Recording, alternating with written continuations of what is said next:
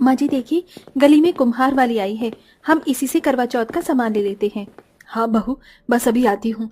जब तक तू सामान देख ले, कहीं कुछ टूटा ना हो। माँ जी, कभी कभी मुझे इन गरीब लोगों को देखकर बड़ा दुख होता है। बेचारे के पास इतना भी पैसे नहीं कि ये अच्छे से करवा चौथ भी मना सके। मैंने तो सोच लिया है, हम दोनों सास बहू इस करवा चौथ को बहुत एंजॉय करेंगे और इसे यादगार बनाएंगे। बहू, ये गरीब लोग अपनी मर्जी से गरीब होते हैं, बस दिखावा करना आता है इनको। ये इतने गरीब होते नहीं है जितना दिखाते हैं खुद को। आंटी जी, जरूरी नहीं कि हर चीज दिखावे के लिए किया जाए, और दिखावा हम नहीं आप करते हैं। वैसे भी करवा चौथ में पीतल या कांच के बर्तन से ज्यादा शुभ माना जाता है मिट्टी का बर्तन।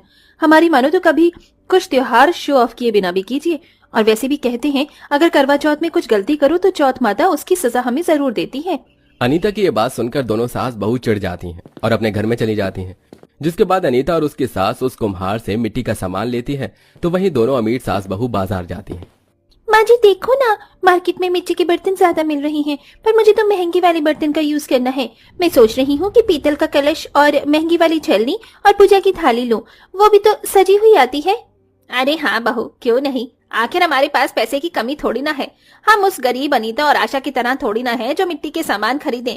हम इस साल की करवा चौथ बहुत अच्छे से मनाएंगे और उस गरीब सास बहू को दिखा देंगे कि हम भी करवा चौथ मनाना जानते हैं। तो फिर चलिए माँ जी, किसी बर्तन की दुकान पर जाते हैं और उनसे कहकर करवा चौथ का सामान लाते हैं। उसके बाद हम दोनों सास बहू साड़ी की दुकान पर जाएंगे।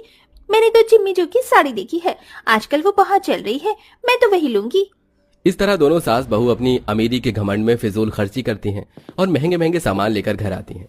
जब ये सारा सामान अर्चना का पति गोविंदा और बेटा विनोद देखता है, तो वो दोनों अपनी माँ और बीवी पर नाराज होने लगते हैं। भाग्यवान, तुमने तो इस बार हद ही कर दी है। बहू के आने के बाद तुम्हें पैसों की सेविंग करनी चाहिए, तो तुम उल्टा बहू के साथ मिलकर फिजूल पैसे खर्च कर रही हो। खुशी, ये सब क्या है? मैंने तुमसे कहा था ना, हमारा बिजनेस अभी घाटे में चल रहा है, थोड़ी सी बचत करना। फिर क्या जरूरत थी माँ के साथ इतनी शॉपिंग करने की? कुछ आशा आंटी से सीख लो। देखिए, हमें उस गरीब सास बहू से कंपेयर मत कीजिए। कहाँ हम और कहाँ वो लोग, वो हमारे पैर की धूल बराबर भी नहीं है। तुम दोनों सास बहू को जो करना है करो, तुम दोनों से बात करना ही बेकार है।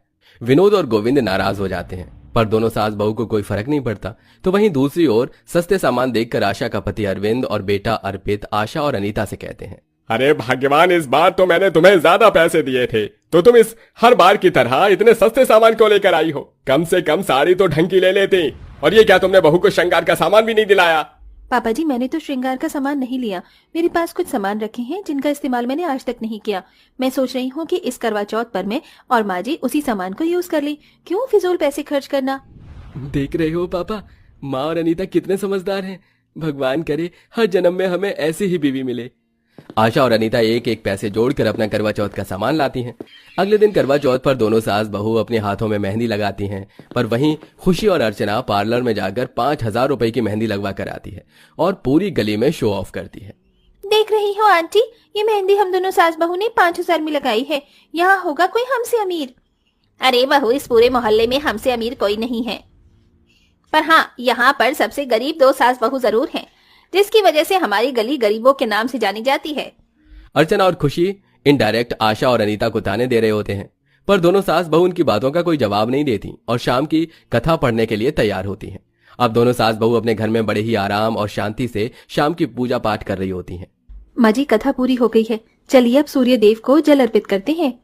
बहू, उधर छत पर देख, उन दोनों अमीर सास बहू को, उन दोनों के सास बहू को देखकर जरा सा भी नहीं लग रहा कि उन्हें करवा चौथ की कथा सुनने में कोई भी दिलचस्पी है। वहां सारी औरतें बैठकर कथा पूजा कर रही हैं, पर वो दोनों सास बहू अलग कोने में ही फोटो खींच रही हैं। माँ जी छोड़िए ना, उन्हें अपनी अच्छी अच्छी फोटो लेकर फोन में पोस्ट करनी होती है, पर हमें इन सब की जरूरत नहीं है। दोनों गरीब सास बहू नियम के अनुसार अपनी शाम की करवा चौथ की कथा सुनती हैं, पर दोनों अमीर सास बहू अब भी कथा न पढ़कर फोटो ले रही होती हैं। देखते ही देखते पूरा दिन बीत जाता है और रात को अमीर और गरीब सास बहू अपने घर की छत पर तैयार होकर खड़ी होती हैं और चांद के निकलने का इंतजार करती हैं। बहू, लगता है आज चंद्रदेव उपस्थित नहीं होने वाले। मैं तो कहती हूँ जब तक चांद नहीं निकल जाता हम खाना बना लेते हैं। अरे तुम गरीब सास बहू क्या खाना बनाओगी?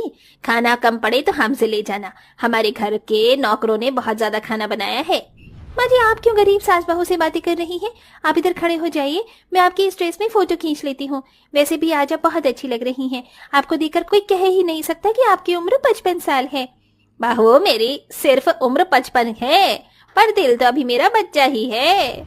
उन दोनों सास बहू की मजे मस्ती देखकर अनीता और आशा को बहुत अजीब लगता है, पर वो दोनों सास बहू कुछ नहीं कहती और साधारण लोगों की तरह चांद के आने का इंतजार करती हैं। कुछ देर बाद जैसे ही आसमान में चांद निकलता है, वो दोनों सास बहू नियम के अनुसार अपना व्रत खोलती हैं और नीचे चली जाती हैं। पर चांद निकलने के बाद भी अर्चना और खुशी शो ऑफ कर रहे होते हैं। खुशी, चांद निकल गया है, अब जल्दी से चांद को देखकर व्रत खोलो, फोटो बाद में ले लेना। बेटा थोड़ा सब्र रख, व्रत हमारा है ना कि तेरा, और वैसे भी करवा चौथ साल में एक बार आता है। और देख मेरी बहू कितनी सुंदर लग रही है। बहू तो ऐसे खड़ी हो जा जैसे चांद भी नजर आएगा, और तू भी। और हाँ, छलनी में देखना, मैं तेरी फोटो लेती हूँ। माँ जी मेरी तो बहुत सारी फोटो हो गई हैं। अब एक बार आप छलनी में दिया रखकर चांद को देखो, मैं आपकी फोटो लेती हूँ। हमारे पास करवा चौथ की कुछ यादें तो होनी चाहिए ना, कि हमने किस तरह से व्रत खोला था।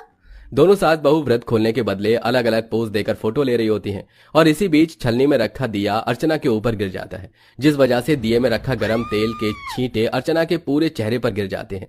ये देख गोविंद अर्चना से कहता है, और करो शो ऑफ, और दिखाओ लोगों को कि तुम कितनी अमीर हो।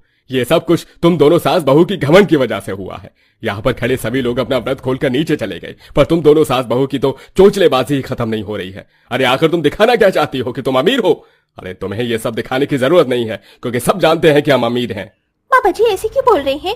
माँ जी को बहुत दर्द हो रहा है, इन्हें डॉक्टर के पास ले चलते हैं।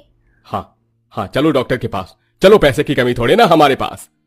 पापा नाराजगी छोड़ो, माँ को बहुत दर्द हो रहा है, एक बार डॉक्टर के पास ले चलते हैं। क्या पता इस हादसे के बाद सास बहू को अकल आ जाए।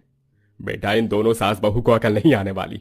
लाओ मैं तुम्हारी फोटो ले लेता हूँ और इंस्टाग्राम पर पोस्ट कर देता हूँ। तुम्हारे जो अमीर फ्रेंड्स हैं वो देखकर तुम्हें सहानुभूति देंगे, क्योंकि गरीबों को तो तुम कुछ समझते ही नहीं हो। अगर अब भी आशा बहन आकर तुम्हारी मदद करेंगी ना, तो तुम उससे मदद न लेकर अपनी अमीरी का घमंड दिखाओगी। मुझे समझ आ गया, अब से मैं कभी शो ऑफ नहीं करूंगी। मुझे समझ आ गया कि माता चौथ ने मुझे मेरे किए की सजा दी है।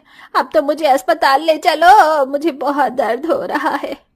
अर्चना के विनती करने पर गोविंद उसे डॉक्टर के पास ले जाता है, जिसके बाद फिर कभी अर्चना ऐसी हरकत नहीं करती और उसे एहसास होता है कि वो करवा चौथ दिल से नहीं बल्कि दिखावे के लिए कर रही थी।